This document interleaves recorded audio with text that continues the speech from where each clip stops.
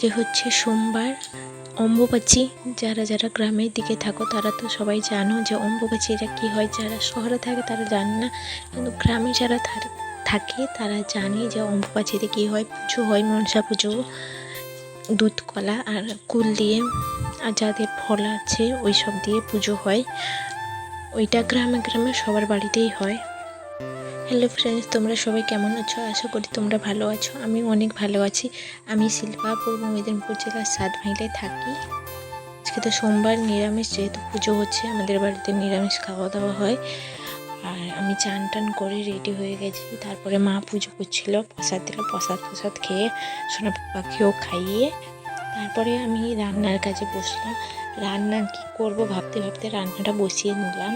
আজকে তো নিরামিষ, যেহেতু ওই যে আনাজ ফানাজ কাটার পরে রান্না করছি, তোমাদের সঙ্গে কথাও বলা হচ্ছে।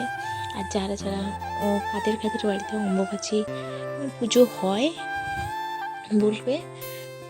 আর যাদের যাদের আমার ভিডিওটা ভালো লাগে অবশ্যই লাইক, কমেন্ট এবং শেয়ার করবে।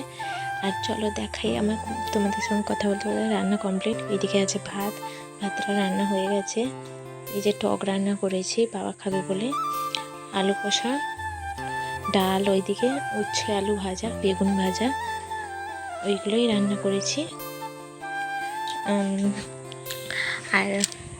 আর একটা কথা কি জানো তো, আমি এখন ভিডিও এডিটিং করার টাইম পাচ্ছি না, কেন আমার একটু কাজ আছে। আর আমার সোনা পাপাও প্রচুর দুষ্ট হয়েছে, তার কারণে আমার ভিডিও করাটা কিছুদিনের জন্য বন্ধ ছিল। আর কেউ যদি খাবে আমাদের বাড়িতে চলে আসতে পারো।